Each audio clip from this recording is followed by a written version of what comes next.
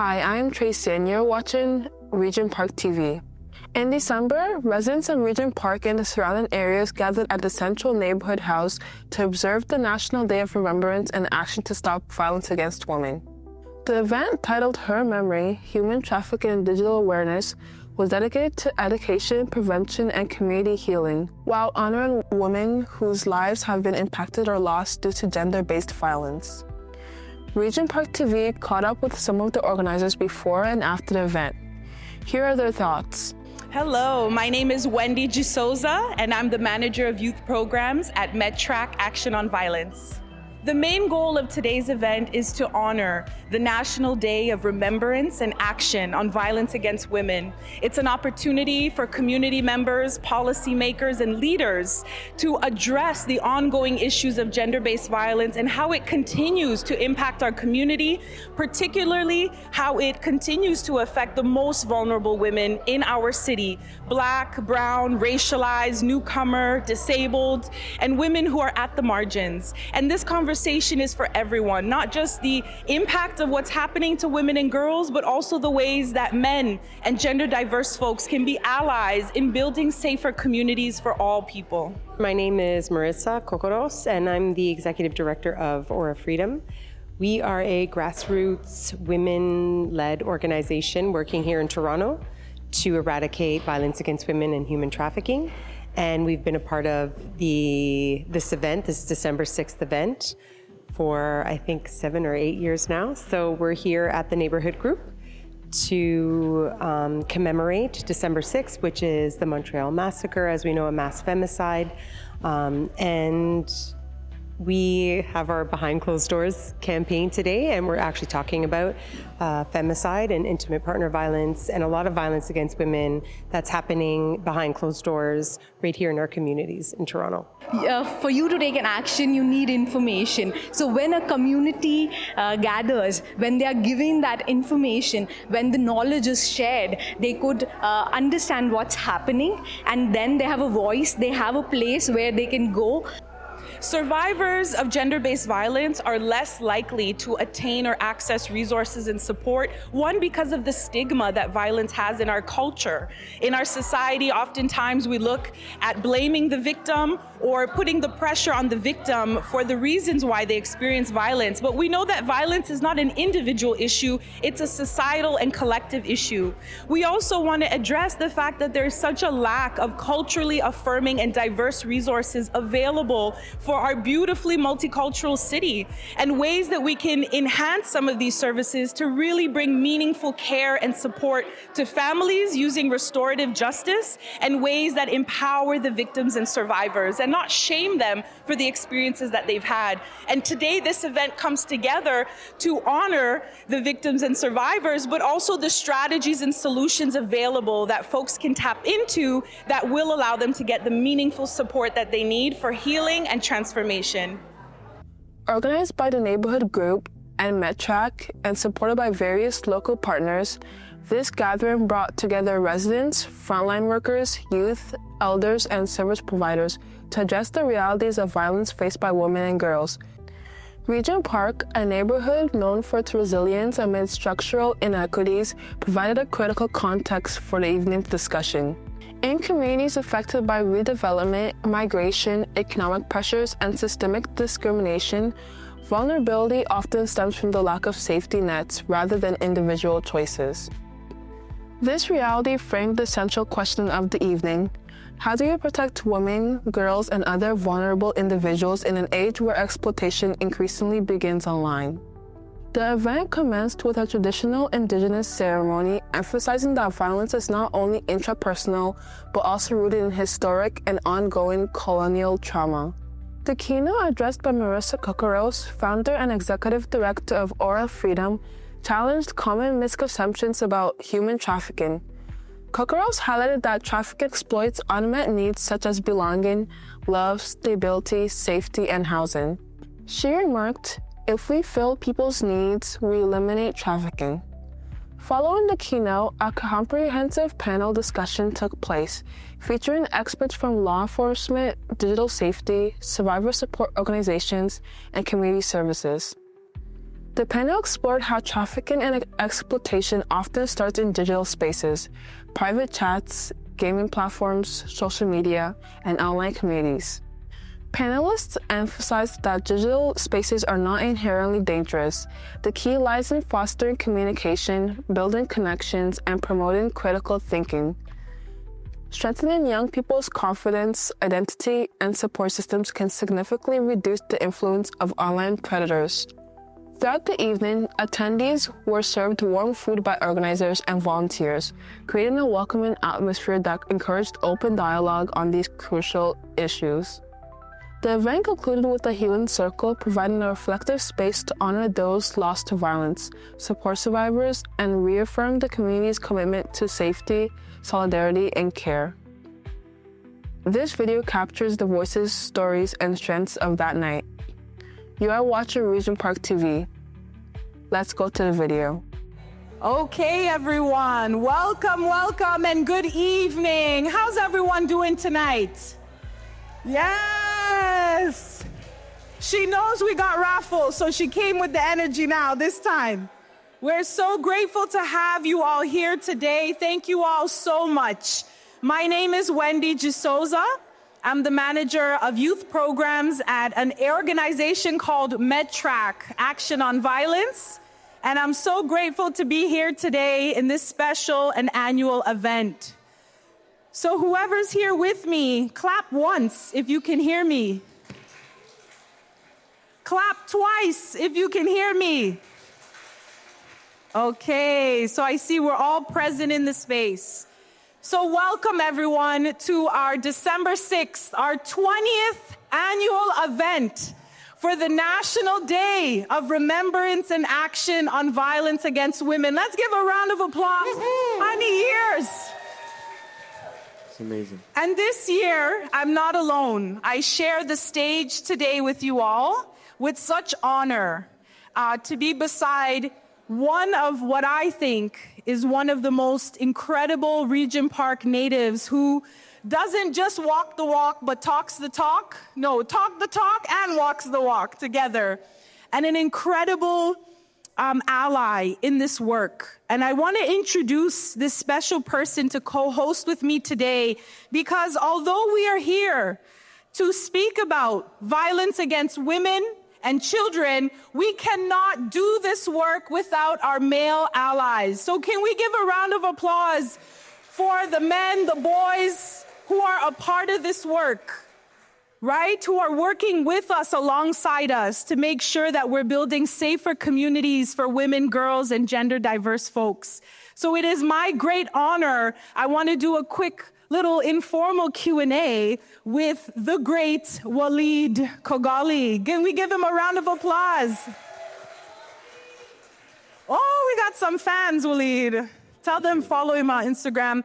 Now, Waleed has an incredible bio, and I will never do it justice, because like Beyonce, I don't know how Waleed uses his 24 hours in a day, but somehow he is able to do so many incredible things in this community.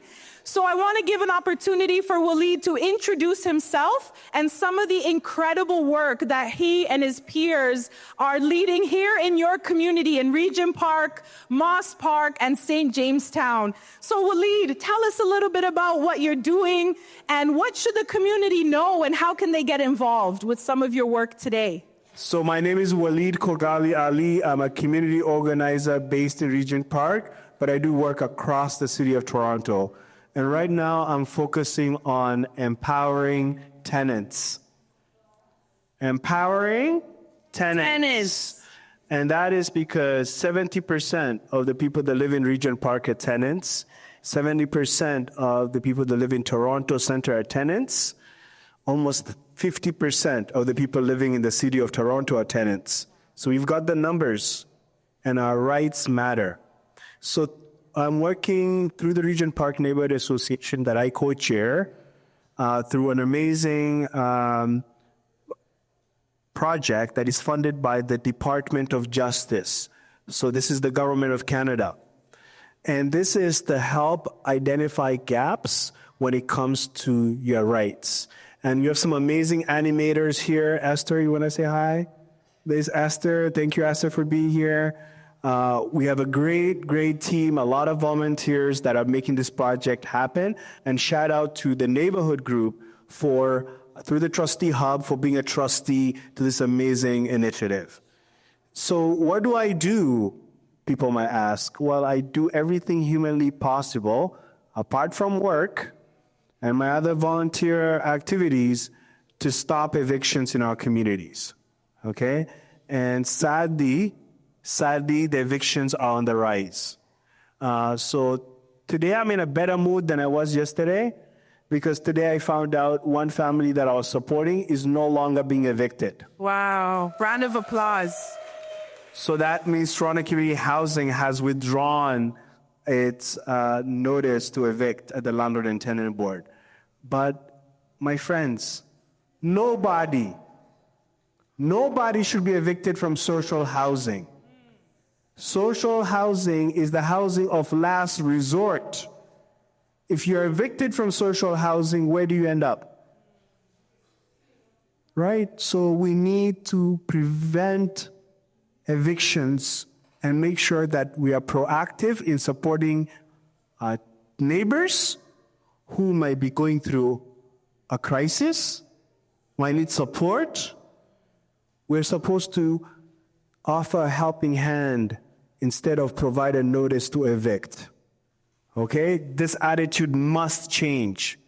And today we're joined by another family, and I was not in a good mood yesterday because I found out that a family that I've been fighting for, so welcome Reen, welcome Fatma, welcome Zulekha. Thank you for being here, Vami. You're amazing, okay? These are seniors that were evicted from social housing. And you know why they were evicted from social housing? Because of accusations that they damaged an elevator. And they said it's worth hundreds of thousands of dollars. They have insurance. Who are they kidding? They have insurance. Whoever damaged it, they have the money to pay for it. But to go after a family and say now, you are not just evicted, but for you to come back to social housing, you have to pay $35,000. $35,000, and then you're not even getting a housing, social housing, even if you're able to miraculously win the lottery, because if you are a vulnerable tenant, you don't have that means to have $35,000. You are now taken back to the central waiting list. So that means you have to wait for another decade. What do you think about that, my friends? Isn't that shameful? Shame. Isn't that shameful? Shameful. So we cannot allow for any vulnerable tenant, especially our seniors, to be evicted from social housing, right? So I need your help. We are going to have a survey that's going to go out to all tenants. We need you to fill that survey so we can make recommendations for strong federal laws that protect tenants. Yes. You understand what I mean? Strong federal laws that would protect tenants. Yes. So we don't have to wait on Premier Doug Ford or anyone else to pass bills that make it easy for you to be evicted from social housing or any other form of housing. Okay? So let's stand together. And I know tonight we're going to be talking about some very important things, but I strongly believe that housing is a basic human right. It's a basic human right. And we need to do everything we can to make sure that we end the financialization of housing. Thank you so much. Yes, thank you, Walid. Thank you for such beautiful thoughts and that passionate reminder. And as we embark in today's conversation and looking at taking remembrance and action on violence against women, this is violence. When people have no homes, where do you think they're going to go? They're going to be vulnerable. And we can see in our community the way that women and girls are more vulnerable. And this is why in today's event, we titled it Her Memory, Human Trafficking and Digital Awareness, as an opportunity for us to come together as a community community, enjoy a community dinner, have a panel discussion from experts in gender-based violence and femicide from Aura Freedom, and an expert panel of incredible people who are going to come today and talk about the reality of human trafficking and digital awareness, because these are the things that are making women more vulnerable in this year. How many of us are hearing about the scams, right? Senior scams, right? We're hearing about many women now who aren't having opportunities for home or jobs, so they're vulnerable to trafficking or to exploitation. So today we're going to have a conversation about what does that look like in this year. So we're grateful to have you all here today for the celebration for December 6th. And as we start things off, Waleed, maybe we're going to start off with a good land acknowledgement. Let's ground ourselves. So I'm going to introduce Pam.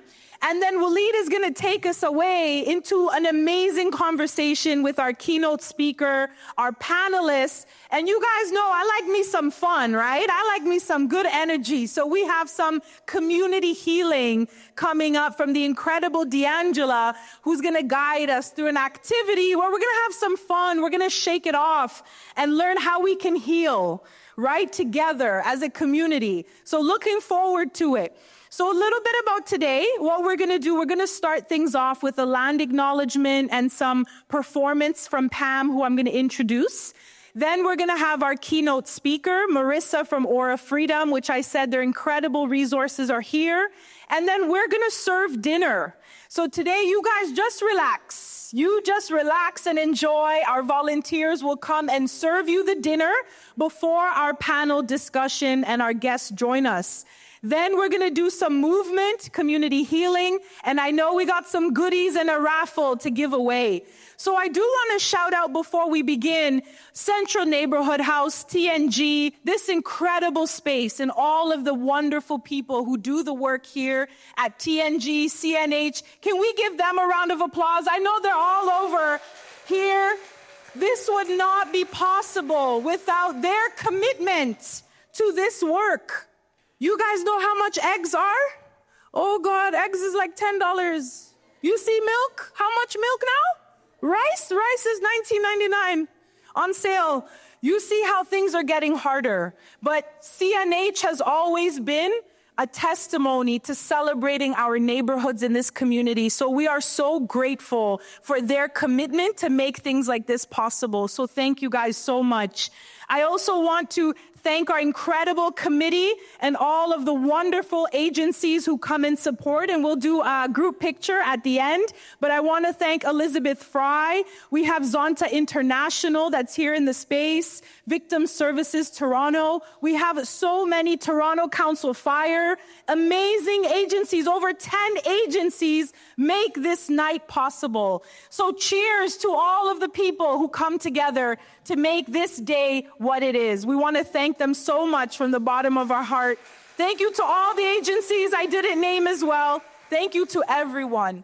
So let's start things off, right? Waleed, we're going to take a moment to invite incredible person up to the stage here today, and so proud and grateful to introduce the incredible Pamela Carter, which is a Tsimshian and Dididat from the coast of BC, British Columbia.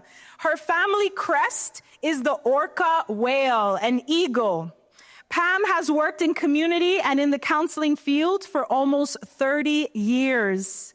Pam supports and advocates for survivors of residential schools, day school, and the 60s scoop on their healing journey.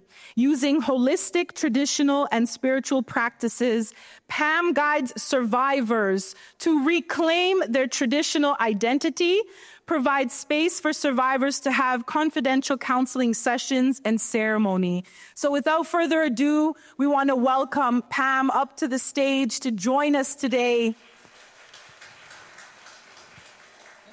Omatakiape, Wakantanka Takashala, Wian Prajuta Luta Hamyahachaya.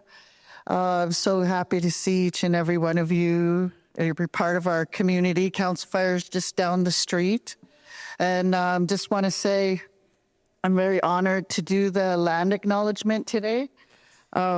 before colonization, the Anishinaabe, Wendat, Haudenosaunee, Dish with One Spoon, Mississaugas of the New Credit, the Mohawks have been here for thousands and thousands of years before Canada became born here on our land. So I just want to say Tikaranto is actually a Mohawk word that means the weir that comes out of the water. And that represents a kind of like a marking place where we did trade along the coast, along the ocean here, the lakes here for many, many years. We harvest wild rice out of the water. The water is so very sacred to us and very, very important. So we pray for healing for the waters around the lakes, because without that water, there's no life. There's no life for the fish, for the four-leggeds, the two-leggeds, for us. So prayers for the water, and thank you for the water that comes abundantly into our homes. That, and thank you for fighting for the homes for the people, because, that's a blessing to have that water. So I also want to acknowledge that each and every one of us are guests here for the Haudenosaunee and the Anishinaabe. I'm a guest here because I'm from BC. So I always am respectful for the people who walked the land 7 generations before us. They are moccasins. They walked on this territory long before it became Tikaranto. So I just want to give you that little bit of a teaching. Also, we go by something called the medicine wheel, and we honor each nation in that medicine wheel. So there's the yellow that represents the Orient, the white that represents European, the black that represents the Black nation, the red represents us. And we always welcomed people here. We always welcomed trade. So I just want to say, very honored to see each and every one of you. And we're also warriors for our women who are, they're the ones who uphold everything in the home. And I just like to put a challenge out there, because recently I've been the person who does I'm the one who brings the food home into our house, pays the rent, does everything. And recently, my son and my husband just sit at home and do nothing. And somebody said, that's my fault because I didn't say, get busy and do something. So I just want to say, I just learned that recently. And now my husband cooks, my son cooks, they do laundry, they're looking for work. So I want to uplift each and every one of you, because they get guided by us, the life givers. We're the ones who uphold the community, the home, we're the ones that cook. So I just want to say, uplift your men, uplift your young men. Thank you. And so I want to sing an honor song for each and every one of you with our Red Bear Singers. We're going to be singing an honor song, and it's called the Cherokee Morning Song. So it actually represents the people that were removed from their homelands and who had to travel far, far in this time period, the winter time, because they were relocated by the government who wanted to steal the land for settlers. So I just want to acknowledge each and every one of your ancestors, because that's how we are as Indigenous people. We respect your ancestors and where you come from. So come on and join me, ladies.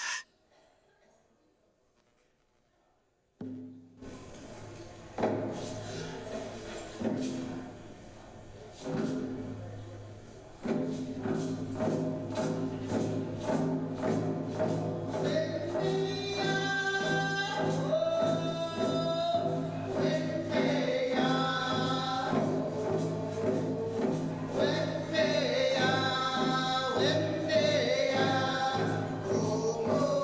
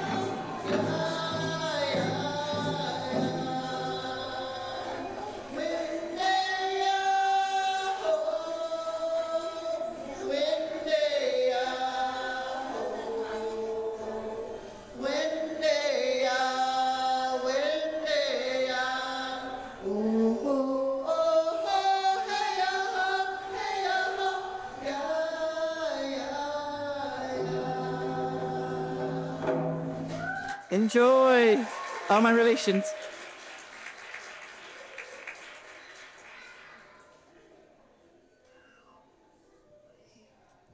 Thank you so much, Pam. I see we have some questions.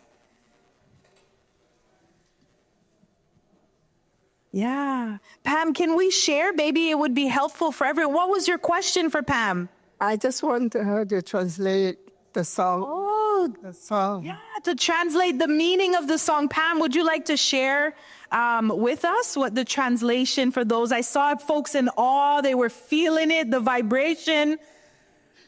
Yeah, actually, that's a little bit of a difficult story to talk about because the Cherokee people were relocated from their homelands because the government wanted to take their land. So they were removed and relocated far, far from their homelands during this time period. So there was snow on the land, it was cold, and a lot of our people, a lot of the Cherokee people didn't make that transition. So just know that that's called the Trail of Tears for our people. And so when we sing that song, it's to remember them and the sacrifice they made to keep our people alive and our identity. So when you see the Red Bear Singers, singing was actually something that was banned for us in the 50s. Our cultural, traditional, spiritual ways were banned. And so a lot of our ancestors had to go underground to keep our traditions alive. So when we sing, it's actually taking back our identity, and all of our songs, the drum is the heartbeat of Mother Earth to us. So when we sing, it's actually a prayer song. So it's praying for us to remember those that sacrificed so much before us to be here today in what we call Canada. Thank you for asking. Okay, I have a very extensive bio, so I want to make sure that I get this right. And this is for our keynote speaker. Cut it? Cut it short. Okay, so I'm going to cut it short. I've got permission, so thank you for the permission. Okay, so Marisa is a global women's rights advocate whose work spans Sub-Saharan Africa, South Asia, Europe, and North America. Her early community research examined the social position of women and girls and the wide-ranging impact of gender-based violence, leading her to build deep, lasting relationships with women's rights defenders and survivors around the world. Her commitment to supporting survivors of human trafficking began in Italy, where she taught English as a second language and witnessed firsthand the resilience of women rebuilding their lives. Guided by a belief in the healing power of sisterhood, including in her own journey, Marisa has spent her career mobilizing communities and advancing systemic change. Thank you, Marisa. Thank you. So after returning to Toronto in 2013, Marisa founded Aura Freedom International, launching programs addressing gender-based violence and sexual exploitation locally and globally.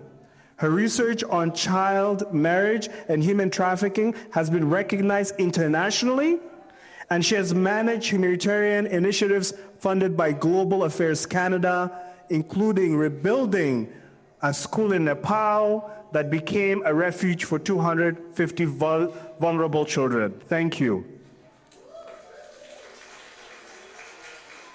So, Marisa is a respected consultant at the municipal, provincial, and federal levels.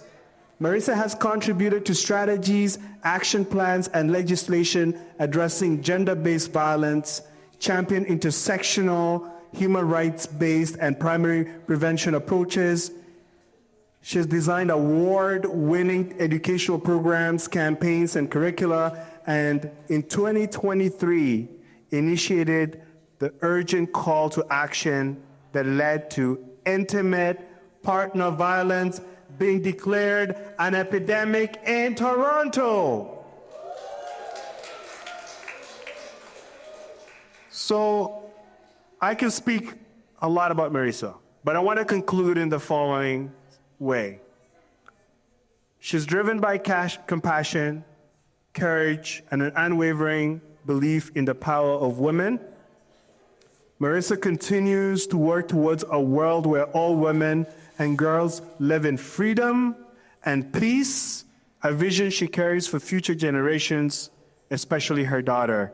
So let's all please welcome Marisa to give her keynote approach. Welcome, Marisa.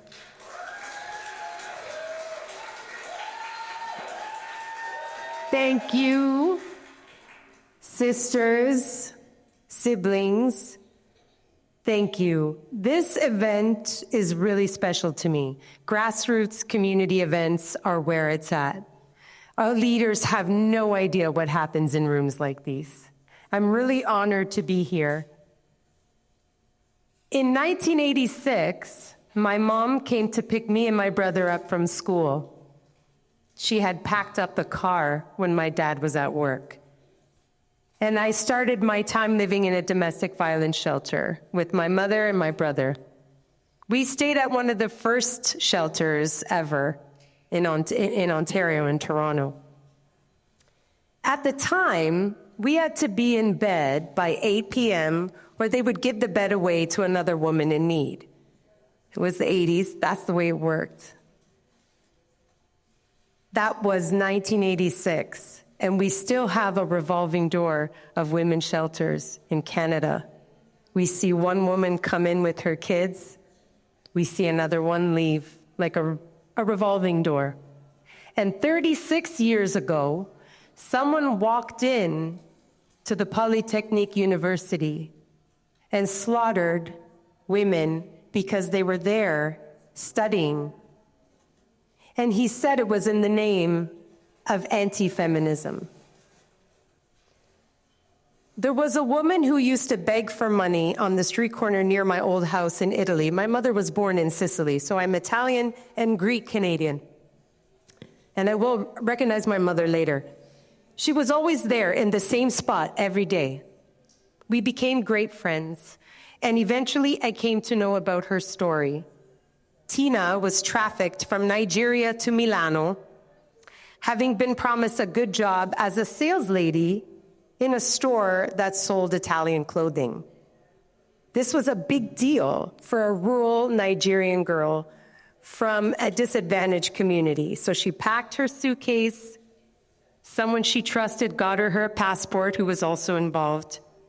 When she arrived in Milano, she was told there was no job in the boutique and that she had to start working immediately to repay her travel fees, her passport fees, and her visa. She was put on the street and turned out, and she started being exploited in the sex trade. I won't say working in the sex trade because she wasn't a sex worker. She was being exploited. She was branded on her chest with a number, a mark of ownership.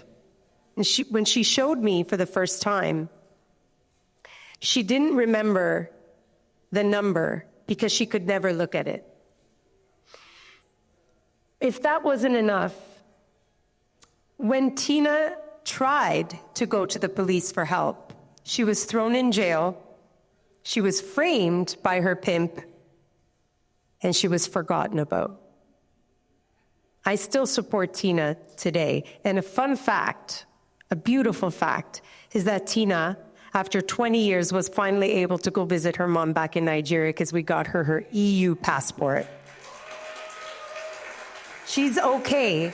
And as my friend here said, there's life after abuse and exploitation.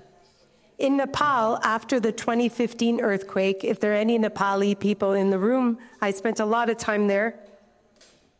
After the earthquake, girls and women living in displacement camps started reporting violence by the men in those same camps. Some girls were being sold into child marriage, some girls were being trafficked.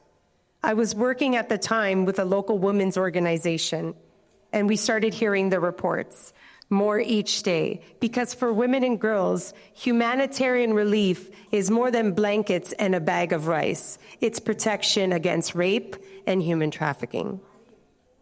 In Kenya, where I was doing humanitarian clowning. Yes, I am a clown, a real clown. I was speaking to some of the girls who were orphaned by HIV/AIDS. So there's an entire generation in this town who was wiped out by HIV/AIDS. And a lot of them had their grandparents looking after them, but many of them lived alone. And girls at about 8 or 9 were fundraising for padlocks so they could lock their huts at night so the men of the town wouldn't rape them.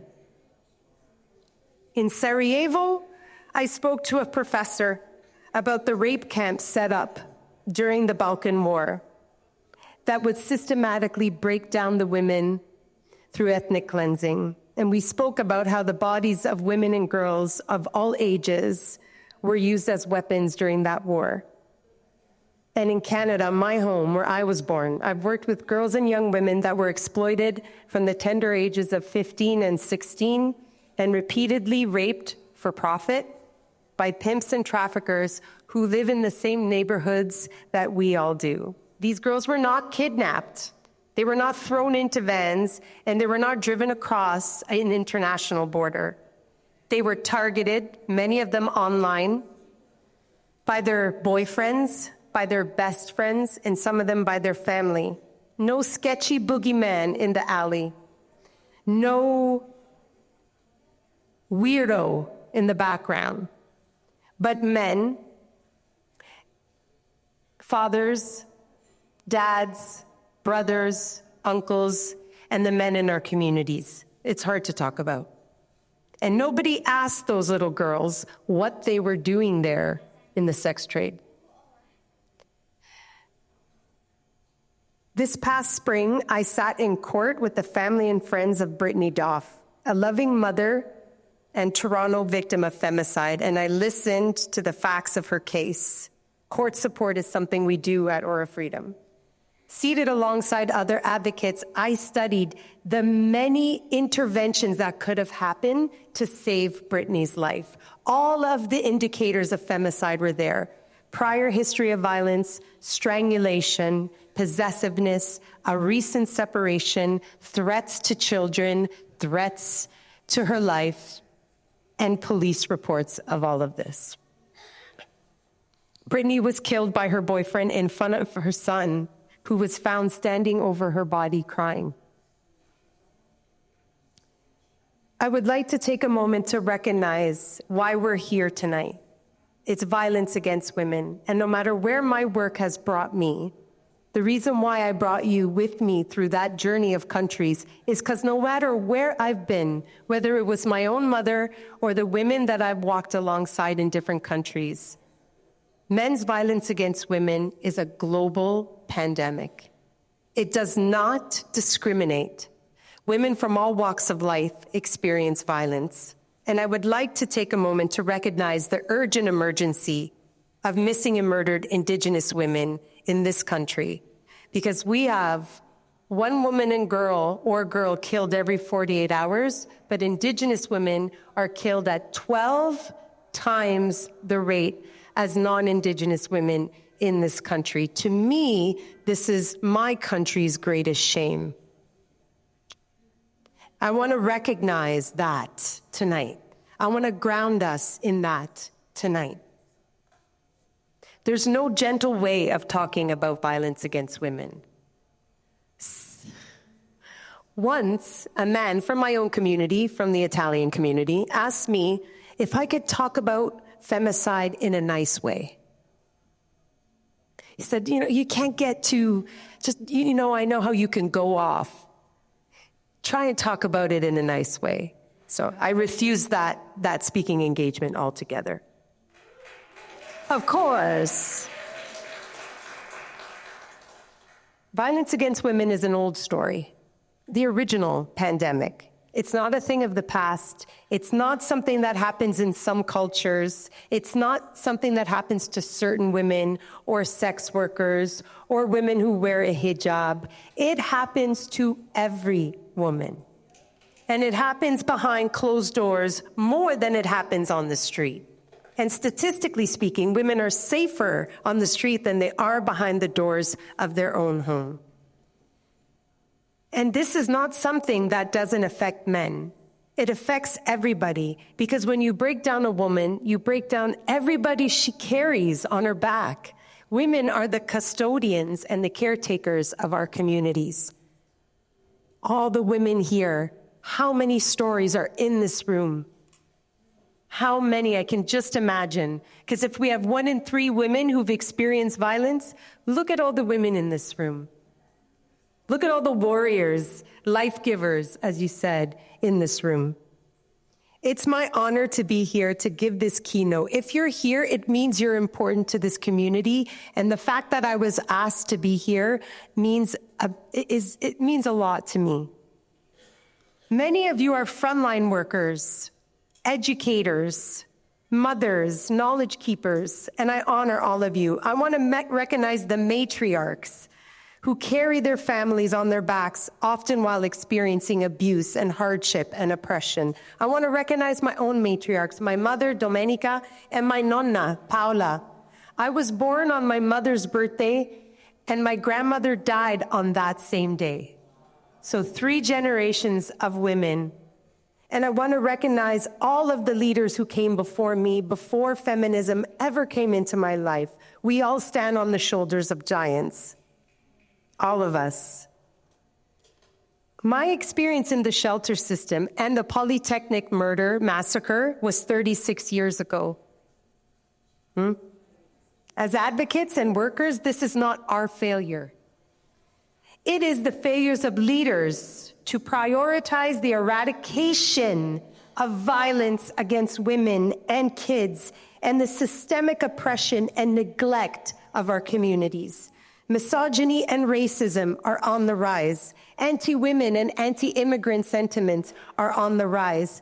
Residential school denialism, imagine that, is on the rise. Hate is on the rise. But we cannot despair. We have to find hope. We have to take our North Star, whatever it is, our goals, eradicating violence, talking about tenant rights, uplifting Indigenous women, whatever our goal is, that's our North Star, and we can't let it go. Because if we let go of hope, we do nothing. We have apathy, and apathy forces us to do nothing. And it's okay to have hope and be angry. I'm angry, and women's anger is vilified. People say, oh, she's passionate, she's not angry. No, I am angry, and we are allowed to be angry when one of us is killed every other day in this country. We're allowed to be angry when we see 9-year-old boys with access to violent pornography online. We're allowed to be angry when we see girls reduced to how they look on TikTok and their bodies commodified by Sephora and all of the other brands in the world. We're allowed to be angry when we see powerful leaders in the highest offices exploit for profit and pleasure. And we're allowed to be angry when we see men disrespect women continuously, day after day. We're allowed to be angry when we see all of the ills of the world blamed on women. That happens in all families. That happened in my family. Blame women. Blame the witches. Today, I challenge all of us to take our anger, recognize it, honor it, and channel it together for change. We've been asking nicely, and it's not working. It's time for a shift, for an eruption of action and power. It's not, we can't wait anymore. We're demanding change. We're not backing down. We are tired of not being heard. We are not being quiet. We're not staying in our place. No, we're not. As a little girl, how many of us were told to stay in our place? Stay in your place. Welcome everyone to tonight's event. Welcome sisters and siblings again. Let this evening fill our cups and our hearts with courage and hope to keep going. Thank you very much.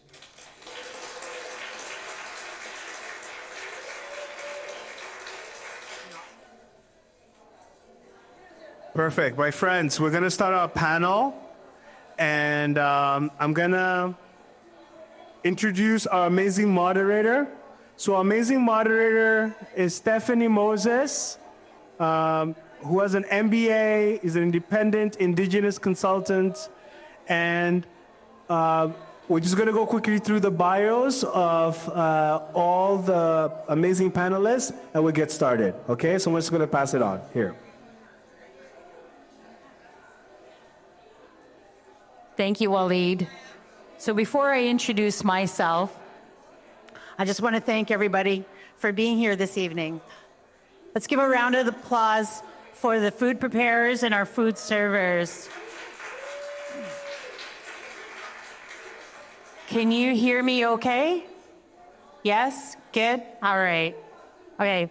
So in my language, when we're greeting, we say wache. So my home community is a community called Moose Cree First Nation. So I'm Cree, and Moose Cree is on an island called Moose Factory, which is located on the southern tip of James Bay. That's where I was born and raised. That's where my family is.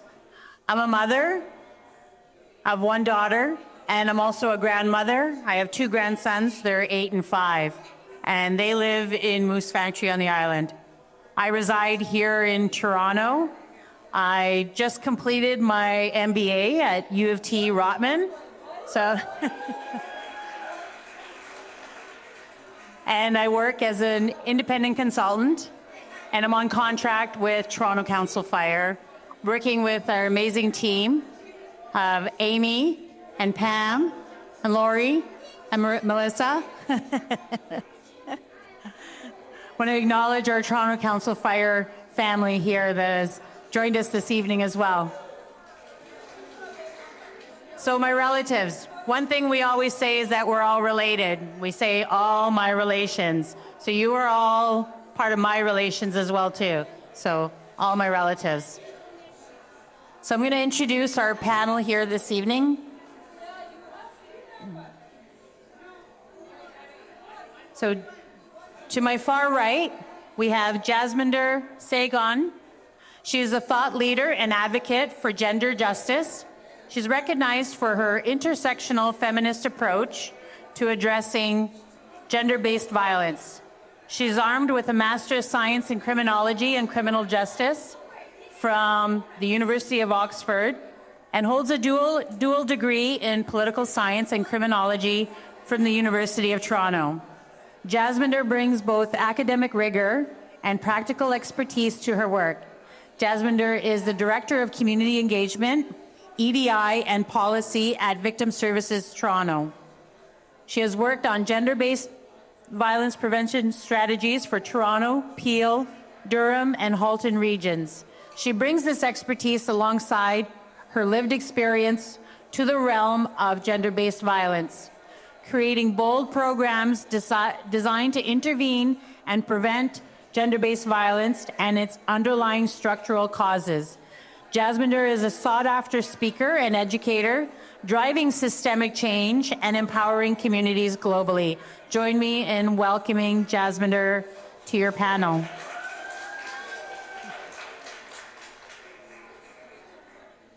And we also have here joining us Stephanie Eyre. She is a detective constable with the Toronto Police Service, currently serving in the Internet Child Exploitation Section.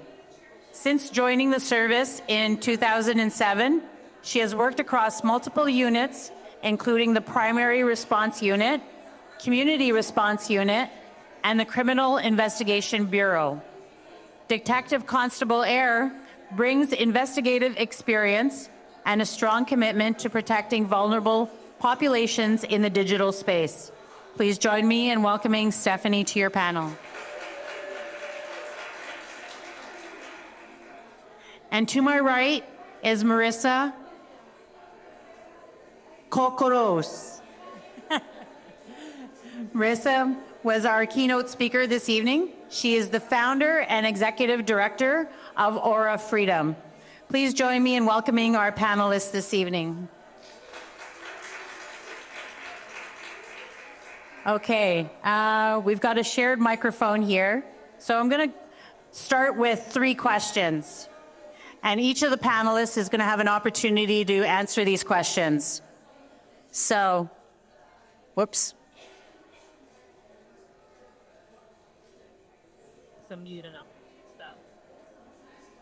So our first question for our panelists, when we talk about violence and human trafficking in our city, what is one common myth or misunderstanding you'd like the community to hear tonight? And what is the truth we should hold on to instead? We'll start with Jasminder. Amy, it's not on. All right. Okay, perfect. So I think one of the myths that we really need to let go of when it comes to violence is that violence is something that's somehow inevitable. I think that's something that people kind of assume. And one of the key things that I want to say is that violence is preventable. And it's preventable when you put the right resources in place, when you have connected, strong communities, people coming out to events like this evening, when we have youth mentorship, when we have programs in place, when people have access to mental health supports and resources, you know, when we go into actual schools and make them inclusive spaces and safe spaces for young children. And also, I mean, one of the key things is when we actually address the root causes of crime. And some of those root causes include things like poverty, things like housing instability, access to weapons, and also a lack of safe recreational spaces. And so, as Waleed was asking everybody earlier today, in Regent Park in 2023, there were zero gun-related deaths. And I think that that shows that when we invest back into communities and we put funding back into communities and we make a focus on building healthy communities, we can actually prevent violence.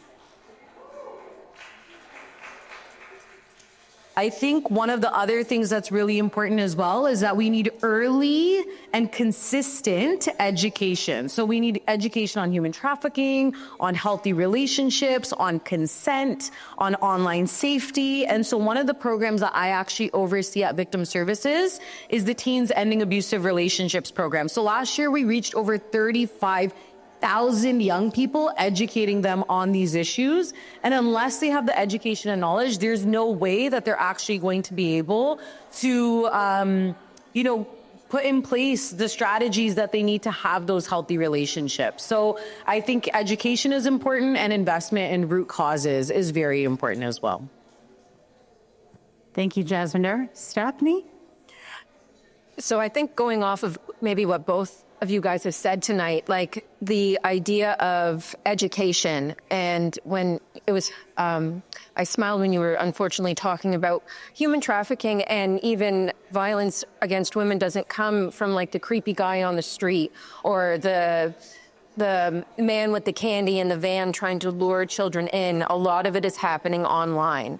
And it starts with people being deceptive and lying and trying to become friends with you or be your boyfriend. And then they bring you out, and then they'll have you come to stay with them somewhere, and then your identification gets taken and your ability to access any type of financial independence gets taken away from you.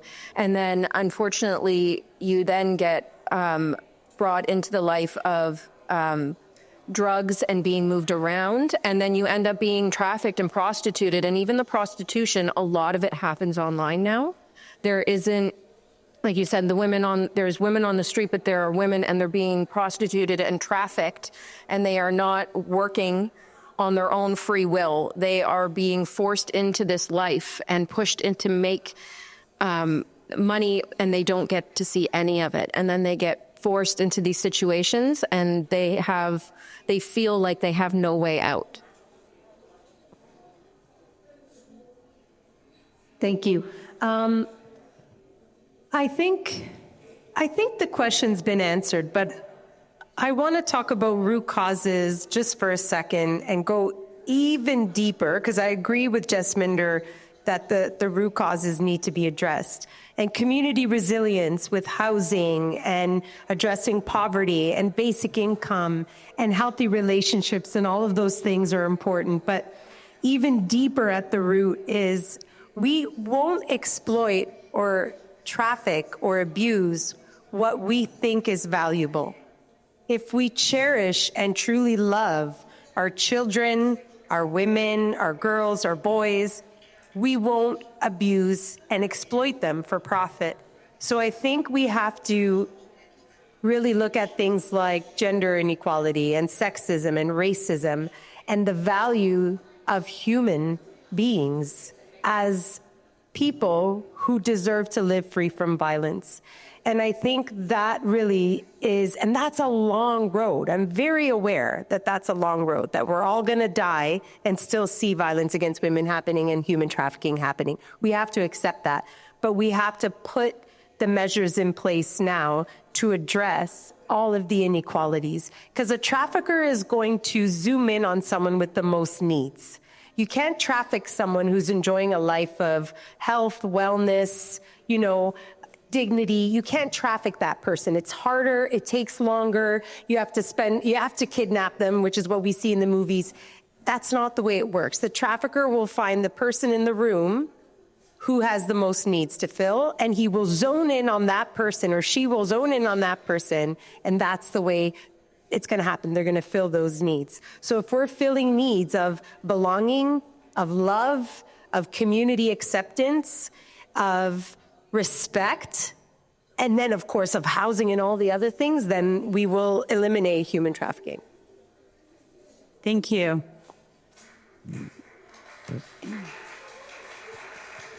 All right, our second question.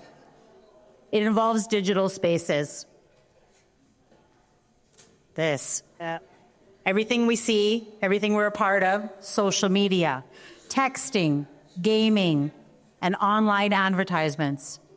These are now major points of vulnerability and targeted spaces, right? So from your perspective, what are the simplest early warning signs that community members of any age should watch for? I feel like that's for me. So, warning signs, especially for our young children, our young girls that we're looking to help protect and take care of, is when we have digital devices in our home, we want to start by understanding rules. So especially if our children are going against rules, or even like our teenagers, our significant others, our friends, you see them hiding their phones, they're being very secretive. You see emotional outbursts when there used to not be any, where they would become upset or angry and you're not understanding why, or at situations that maybe don't make sense. There's a lot of internalizing that happens. When they're hiding their devices, being in closed bedrooms with closed doors, taking their phones, their tablets to the bathrooms. That's when we're seeing people being secretive with them and taking them into these closed spaces. It means that they're feeling like they can't be out in the open on what they're doing. And you see this change happen, and then you start to see these emotional vulnerabilities take place. And then our kids are being extorted by people and being asked to do things and send things and make things that they wouldn't normally feel like they should, because they're being either tricked or told that it is a relationship that they're in, and they're feeling like they should, give this person what they're asking for because they're trying to fulfill a need of somebody that they feel is a person in their life that they trust.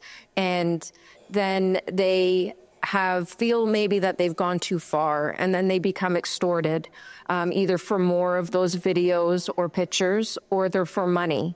So if you don't do this, I'm going to either send it to your loved ones, or I'm going to give you, or you don't give me money, I'm going to distribute it to your school. And these feelings can lead to the point of being so overwhelmed that we're watching our kids, our daughters, our friends take their lives. And it's so heartbreaking to see our kids, and it can escalate from in hours, minutes, where they just get inundated and their minds can't catch up to what's happening to them until it's too late sometimes. And it is so sad to see, because we encourage our especially our young girls and our young our young people that are involved in this to just step forward. Once you say it out loud, you're taking the power back from them. You're talking about it. You're saying it to a trusted adult. You're saying it to a friend. And then when you come forward, there are so many ways to report it. You can come to the police. You can call and say that you're feeling like you're in crisis. There's also cybertips.ca, which is absolutely a wonderful resource where you can file things. You can say as much or as little as you want to give, but you can get it out there, and then resources can be given to you, and you can try and actually see that there's more than what that person has created in such a small world for you. And it's really, really heartbreaking if you see these kids suffer alone, and when you hear them actually understand that they're not alone, you can almost feel the weight come off of them a little bit. And the more and more steps that we take to give them the power back, like these people they're manipulators, and they're very good at what they do. And to be able to take that away from them as quickly as they try and take it away from you is so empowering for them. But they feel like they can't do it alone. So know that there are so many resources out there that is available to not only to kids, but to adults, especially for women, to be able to seek the help to get away from feeling like there is nowhere else to go, but to have to give these people what they're asking for. Yeah, thank you. I think that's it. Thank you for that, Stephanie. Jasminder, do you have anything? Yeah, for sure. So I think one of the things when we're thinking about digital spaces, it sounds very scary. But I also want to remind people that digital spaces are not all bad, right? Like, we use spaces to connect with each other. We use these spaces to get information that we never had access to before. I think the biggest thing when it actually comes to these spaces in terms of vulnerability is, well, one, what we see is that it does also increase our vulnerability as well. So while there's benefits, there's also an increase in vulnerability. And at Victim Services, we support about 18,000 survivors a year of some form of crime, of violence. And so we see seniors getting scammed. We see children being exploited online. We see people being lured into trafficking, through these online platforms. And so, there's a lot of different tips for all the different types of crime that are occurring online. But I think I'm going to take a bit of a different perspective and just kind of share that the biggest thing, one of the biggest things we're doing right now is we're offloading a lot of mental energy onto this little thing that has, proliferated over the past year or two called AI, right? And while many of us love AI, one of the things that it is also doing is every time we use AI, we're actually using our own brains, our own minds just a little bit less. We're exercising our own minds just a little bit less. And so one of the biggest things to actually keep ourselves safe online is to exercise critical thinking skills, right? Plain and simple. And so we need to keep our own minds sharp. And so that means that we're not just figuring out issues through the news. We're not just getting it through Instagram, or we're not just kind of listening to big social issues that are happening in the world through TikTok. We're actually reading books. We're reading long form news articles. We're taking the time to educate ourselves. And we're also fact checking things that we see online as well, right? So we're able to actually prevent some of that violence by actually understanding, seeing some of those red flags early and being able to detect them by taking a step back, exercising some of that critical thinking as well. And then, when I kind of just want to give some tips on how do we actually use AI without breaking down our own critical thinking skills or ability to detect early warning signs or issues. Because the issue with online spaces is not just that people are being, groomed into trafficking, but we're seeing an increase in hate.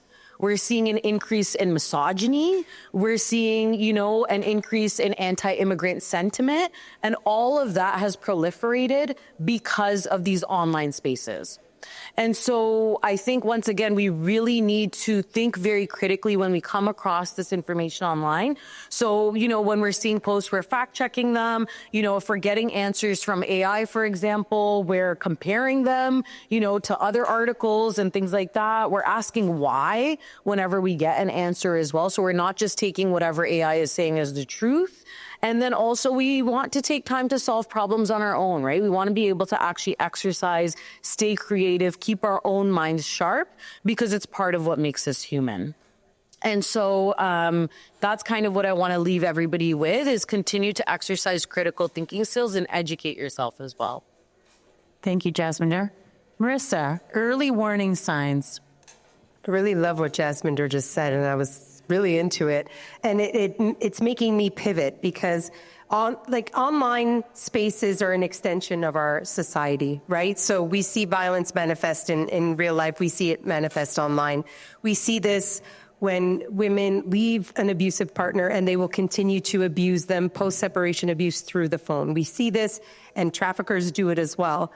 I really, and I just want to piggyback off what Jasminder said. When we're talking about, I think that's like online acumen more than online safety, right? It's kind of talking about these things, like you said, sorry that I touched your phone, these things that are here to stay. These devices are here to stay. It's important for us to know that when children are being exploited online, it's not always human trafficking. Human trafficking is the most extreme manifestation of that, and that's if it comes down to trafficking, right? So there's got to be that, there's an exchange of, money from exploitation.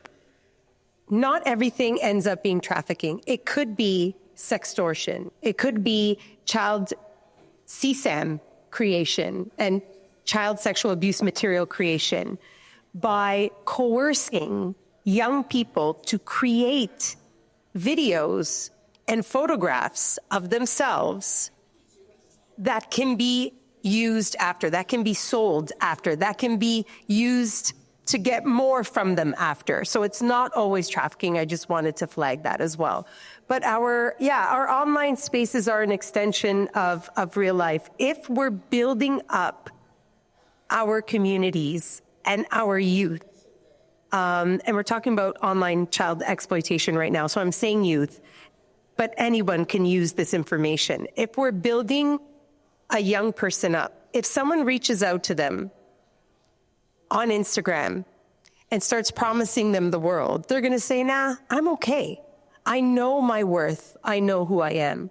So even if you feel like this device is way out of your reach, you don't even know how to use it, you can't keep up, because we can't keep up. The online misogyny, the amount of online hate that I get as a feminist, okay, and I don't even have a huge platform, is staggering. I've had rape threats, death threats. I've been told my husband should kill me. I've been told my husband should rape me daily because of my work.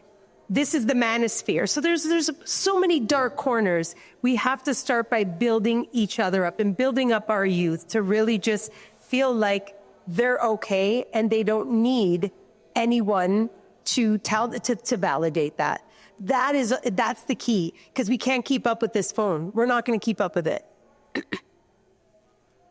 And that segues into our next question very well. This event here tonight, it's built around connection and community healing. What does community-based prevention look like in practice, especially for families, vulnerable groups, newcomers, and Indigenous communities?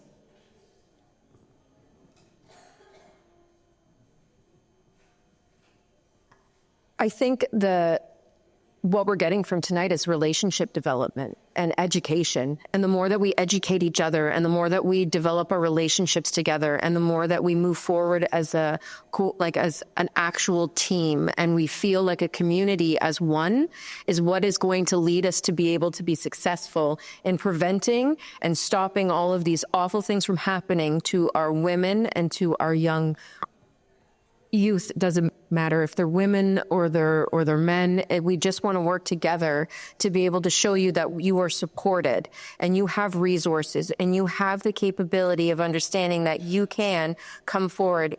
And what we're doing even through Toronto Police is that the more neighborhood officers that come out, the more people that are involved in the community walk up to a police officer, say hello. We're human beings. We're going to say hi back. We can have a conversation. You can ask questions. You can try and understand what different ideas of the law mean to you and what the interpretations are that you have so that we can help you understand and guide you through different processes that you may be going through. It's just the idea of understanding that you can come up and speak to us just like we can come up and speak to you. We can say hi. We can say good morning and develop a good relationship and be able to actually carry that on. And I know that when I worked in the community office, it was absolutely wonderful. I would ride down the street and I would know people's names and wave hello. And then they felt like they could actually come to me and tell me when bad things would happen to them and I could help them. And if it wasn't just like, and it doesn't mean we're always going to run out and just arrest the person or do the whole criminal thing. It means maybe holding your hand or telling you that it's okay or helping you find something to eat. There is all different things that we can do as officers to be able to show you that we are also part of the community and we want you to feel comfortable enough to come and talk to us.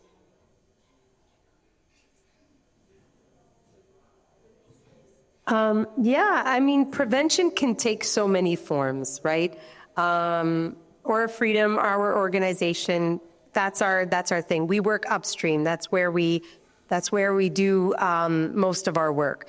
Primary prevention is talking about preventing violence. So if we think about healthcare, right? Primary prevention is preventing disease, right? So if we're talking about violence against women and trafficking, that's before violence can ever happen. And if we can put more focus on primary prevention, we can stop a lot of intergenerational violence and trauma. And that's education, right? That's advancing gender inequality, advancing gender equality and racial equality, and discussing the hate, the rise in hate that we're seeing. That's primary prevention. Secondary prevention is working with at-risk communities, at-risk youth, at-risk people at risk of using violence or of experiencing violence, right? So that's secondary, that's like halfway down the river. Because Desmond Tutu, who was an anti-apartheid activist from South Africa, who was one of my heroes. I usually have women heroes. He's one of my male heroes. And he said, we have to stop pulling people out of the river. We have to go upstream and find out why they're falling in. It's the most simple analogy. It's used in healthcare. So upstream, primary. That midstream, like in the middle of the river, that's where we're supporting the youth who are racialized, who are vulnerable, who have experienced the effects of colonialism. We are talking to girls who just don't like the way they look, because that's easy to get a girl who doesn't like the way she looks. If she doesn't look the way society's telling her, it's easier to tell her everything she wants to hear. And what about kids that are coming from homes with violence? Like so many of us grew up, right? Including myself. So if we can talk to the boys in those homes and the girls in those homes about healthy relationships, that's secondary. And then tertiary prevention, that's frontline support. So that's helping and supporting the people in the community who are experiencing it and preventing them from going back to it. So yes, they've already experienced it. The trauma has ripped through their life and their family, and they will be they will feel that for generations, but there is a point where we can stop folks from going back. So I think if we can, and it's political will to invest in prevention. We can only do so much in our own homes, but if we don't have political will to invest in prevention programs, then, we're working against the current. Just going to add a little bit to this conversation as well from an Indigenous perspective. So I come from intergenerational trauma. My mother went to residential school. All four of my grandparents went to residential school. I myself am a survivor of boarding school. So when we talk about community prevention and healing, I come from the north where there are lack of services, very fragmented. And oftentimes our communities are so small that we hold shame to be able to ask for help. And it's breaking down that shame and saying there is no shame in being able to say, you know what, I need help. I'm here with you. I hear you. I'm listening to you. I understand you. And, and it's that feeling of being alone. We're never alone. And to remember that. Jasminder? Yeah, thank you so much for that. And I think also one of the pieces that you talked about or asked was about community-based healing for racialized and Indigenous communities as well. And I thank you for also sharing some of those pieces as well around how do we actually do that in a practical way, right, within those communities, and also just listen to that wisdom. So I really appreciate that. And so I think I'll continue kind of Marissa's point, because Marissa does a lot of work, or Freedom does a lot of work upstream. Victim Services does a lot of work downstream, where we're pulling people out of, the river constantly, right? And so, like I said, about 18,000 people a year, which is a lot. 4,000 of those people are under the age of 18 years old. About 10,000 of those people is some form of gender-based violence. So more than 50% are some form of gender-based violence, sexual violence, intimate partner violence, human trafficking, and that's what we're seeing. And so in terms of community-based responses to violence and kind of that violence intervention piece, I'll add in some of my thoughts and ideas around that, and some of the ways that Victim Services is kind of really leading that work. And I know, with the police as well, they're also doing that work of pulling people out of the river at the end and really investigating, right? So at Victim Services, I would say the main thing that we do is we don't tell survivors what they need. We listen to what they say they need, and we walk alongside them in their healing. We don't save people. We walk alongside people in their journey. And so about 70% of the staff at Victim Services are survivors of violence themselves. And so that means that we're designing with the community. We're understanding what issues they've actually gone through in their own lives that have led to some of these challenges, which allows us to deliver programs for the community that are actually built by and for that community as well. And so, we also have things like survivor roundtables. So, for example, we have a human trafficking roundtable where all of the work that we do is informed by human trafficking survivors, all of our human trafficking programs. We also have the neighborhood victim advocate program. So, for example, one of my coworkers, Ina, is located within the Internet Child Exploitation Unit, so that even if a young person doesn't want to talk to the police, or maybe they're scared to talk to the police, or maybe that's something that they never want to do, at least they get the supports and resources to recover in terms of their mental health. So it's not always about every single time we're going to lay a charge. It's about making sure that people feel empowered to get the supports and resources that they need, no matter what those supports and resources are.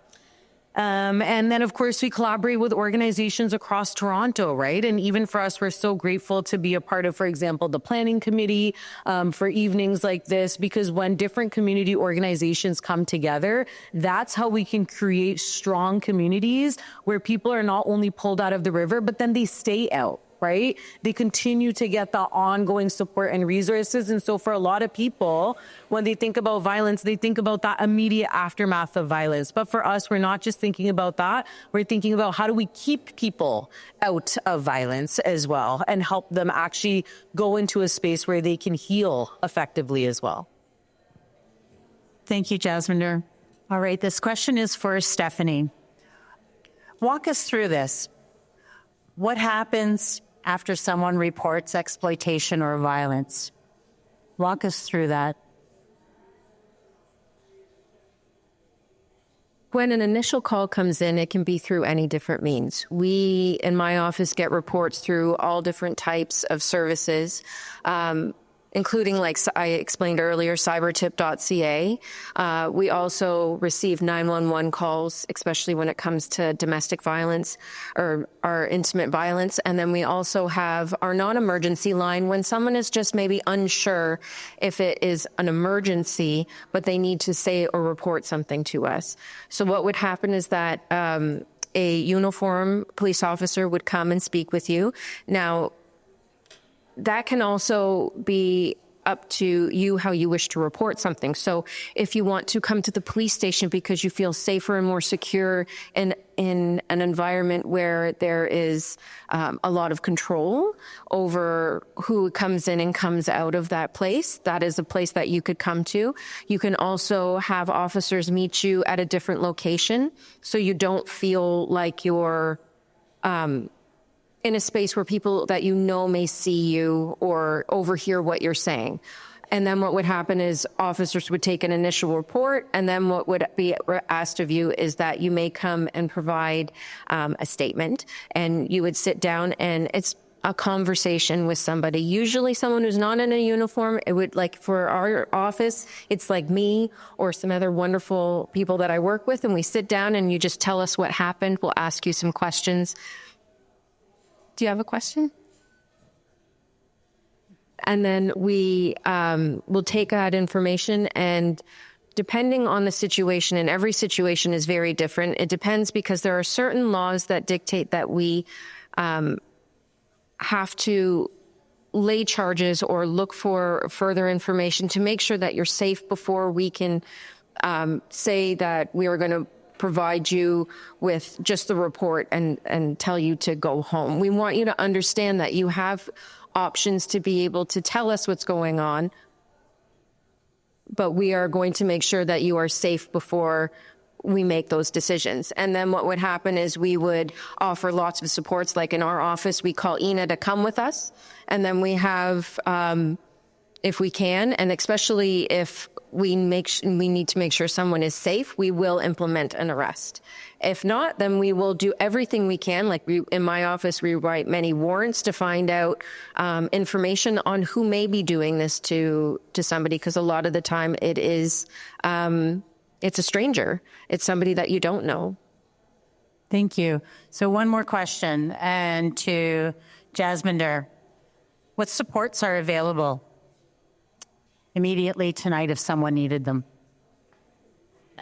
Great question. I'll keep it short. So, we all kind of know about the typical supports, 911, that kind of thing.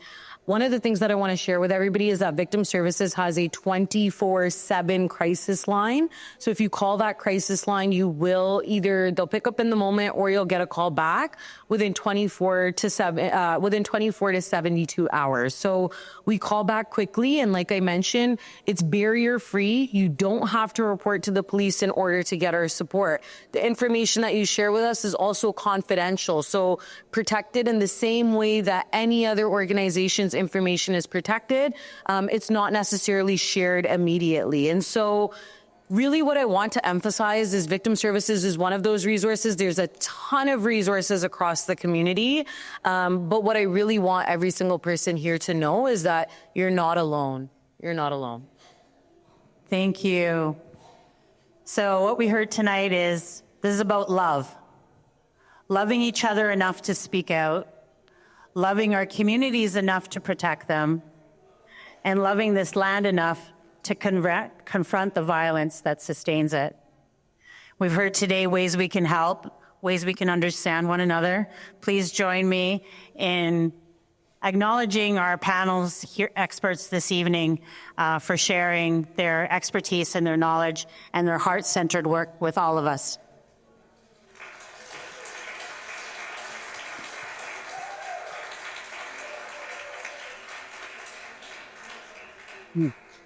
So many mics. We can keep one. Is Wendy around? Wendy, I need your help here, my friend. Okay, I'll pass it on to Wendy. We're going to thank you. On behalf of the planning committee, we have some small token of appreciation. So we'll present it to our moderator first. Go ahead. Jasmine there, thank you. Everyone's getting one with some flowers.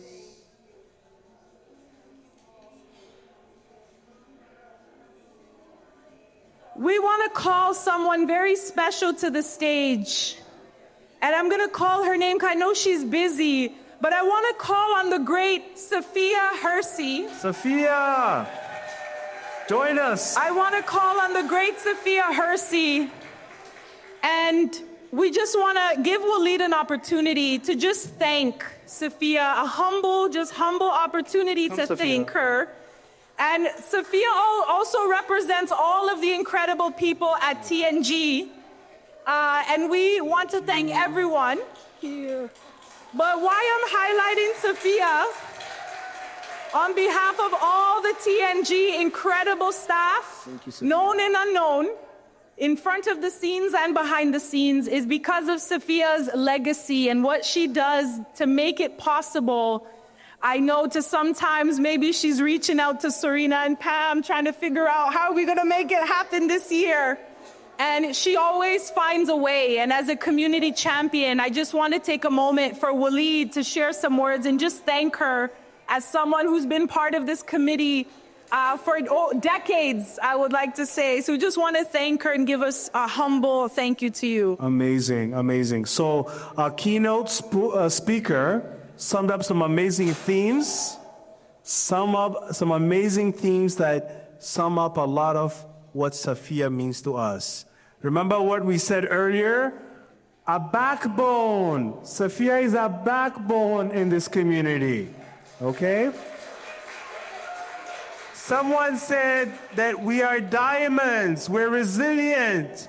Sophia is a diamond and is a source of not just inspiration, but resilience in our community. Thank you, Sophia. All right? We said, wait, someone wants to say something, I know. Sophia leads with love.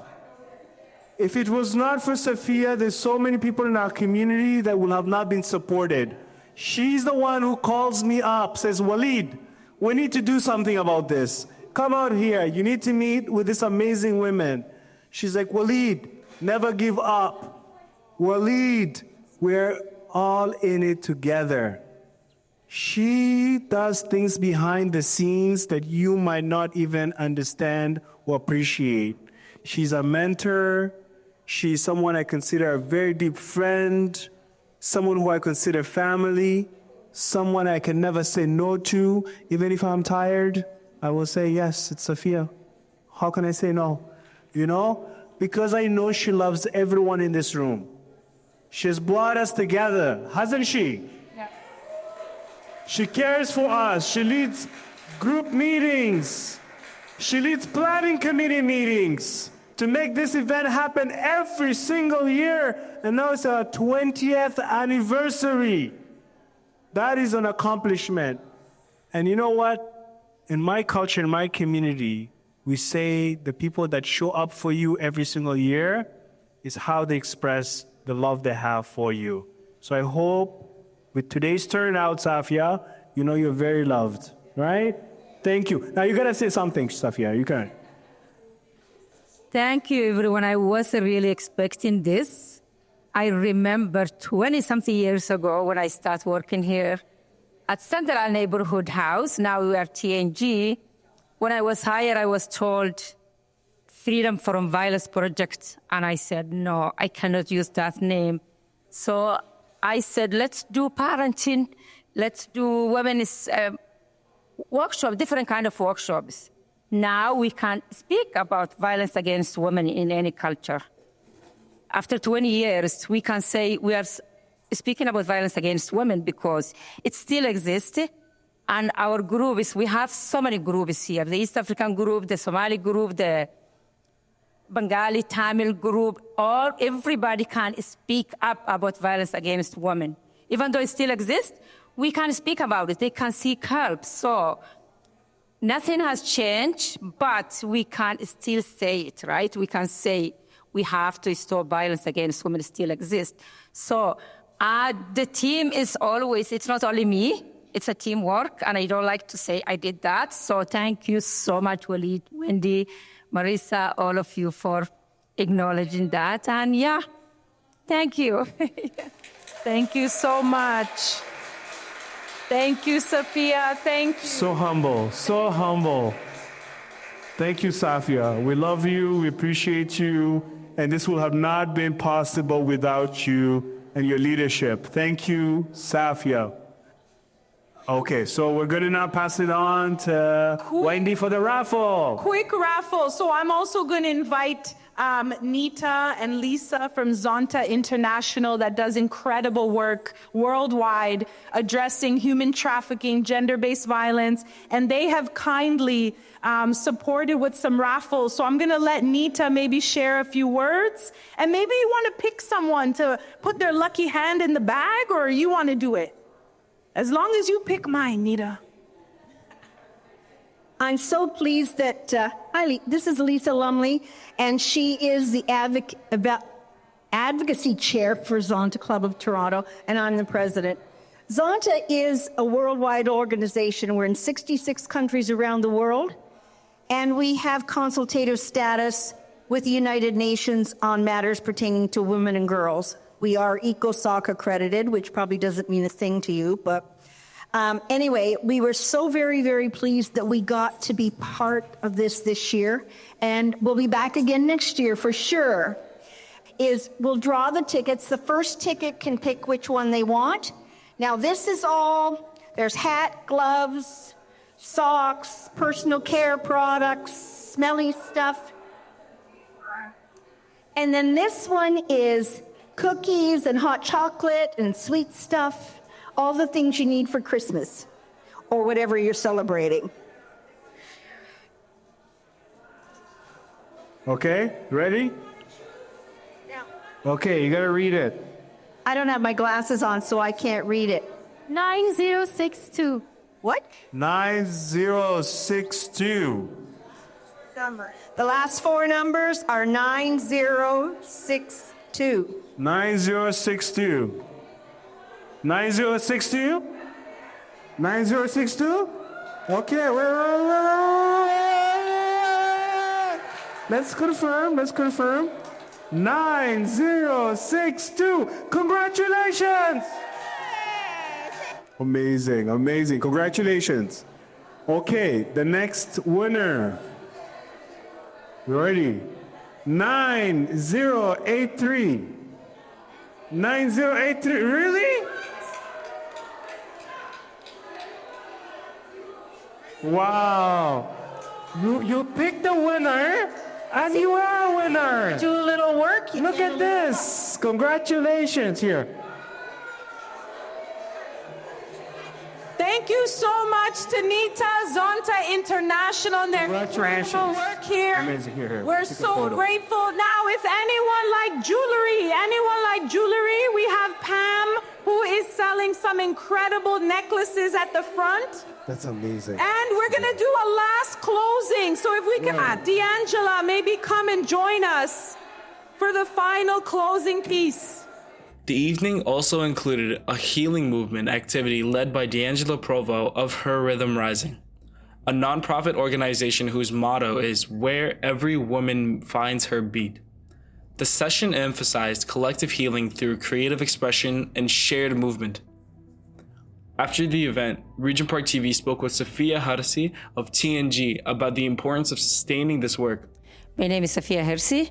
I am the Women's Program Coordinator at TNG, and I worked here over 20-something years, and I enjoy what I do and supporting women. the main goal of today's event is to remember those young 14 women who were gunned down just because they were women, 1989 university students, and also to continue stop violence against women, because it didn't stop there. It happens every year, every month, every day.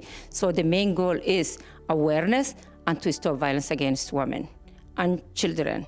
When you tell your son, don't insult your sister, it starts from home. So we have to train our boys to respect women. Especially in Islam, we say, heaven is under your mother's feet, right? Your mother is a woman. If you hit your mother, if you abuse women, that means you are against Allah, because as people sometimes use culture to abuse women. But in Islam, it says respect mothers, respect women, respect your mother, respect your sister, period. We have to keep talking about it until we eliminate violence against women, until we make it really illegal to hit women. So that's the reason we do that. Not only that, at TNG, we do workshops. Every time in 7 different languages, we do workshops in Mandarin, Tamil, Bengali, Somali, Swahili, Urdu, Arabic. We have so many languages, women from different cultural backgrounds, Tamil, who really learn from here about violence against women is unacceptable. Yeah. I mean, hopefully 5-10 years from now, we might not even need to speak violence against women. It might be illegal to even touch a woman. And we just, until it stops, we just have to keep fighting and keep talking about it. And thank you. We also heard from D'Angelo Provo of Her Rhythm Rising and Amy Forsey from the Toronto Council Fire Native Cultural Center, reflecting on healing, community, and a path forward. Hi, my name is D'Angela, and I am the founder of Her Rhythm Rising. Today I partnered with TNG and their amazing event today for women supporting empowerment and women who are against gender-based violence.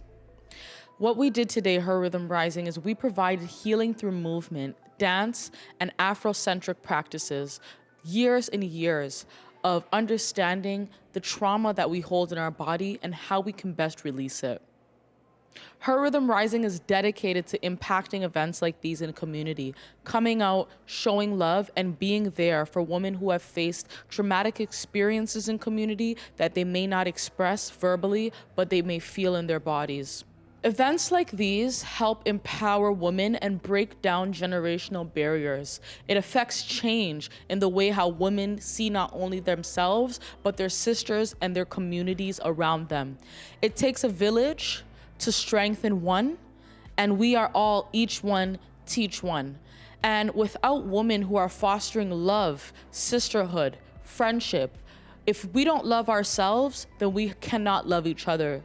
And when we don't see love in ourselves, we go and we hurt others. So events like these give women the opportunity to feel seen, heard, and loved. And that's when we'll see these things reflected into our communities on a day-to-day basis. Children, mothers, fathers will be more at peace when women in the homes, when the women are able to take care of their mental, of their sanity, they can take care of those around them. Hi, my name is Amy Forsey. I work for Toronto Council Fire Native Cultural Center, which is right in the heart of Regent Park, just right at the corner of Dundas and Parliament. I've been a part of this planning committee for this incredible December 6th of National Day of Violence and Action against violence against women. And I've been a part of the planning committee to put this event together, to bring community together, to talk about the core issues within keeping our women safe, keeping our youth safe. Events like this are so important for our community because as an Indigenous Cultural Center with Toronto Council Fire, we support so many communities, especially our Indigenous community, but we also have supported over the years every diverse group when it comes to basic human needs, which is, we focus on getting people fed, people housed, and it's so important to take care of individuals' individuals' primary needs so that we can ensure that nobody's vulnerable. So events like this, we get to come together and we get to talk about, for one, we get to feed the community. That's a really beautiful, important part of our event. We also get a chance to hear from various voices about what it means to keep our community safe and what it means to look out for each other, right? Like everyone now gets to go home with a knowledge for their children and their grandchildren, and making sure that their safety is top of mind, and they get to walk away with tools on how to keep their families and their communities safe. So that's so important as a part of Regent Park, as part of this part of our community. We're so diverse. We come from so many different backgrounds, but we're all related. We're all connected, and we need to make sure we're keeping each other safe and looking out for each other's well-being. For Regent Park, a community where residents consistently organize, advocate, and support one another, her memory, human trafficking and digital awareness was more than just an event. It was a powerful statement that women and girls deserve safety, that survivors deserve support, and that this community will not look away.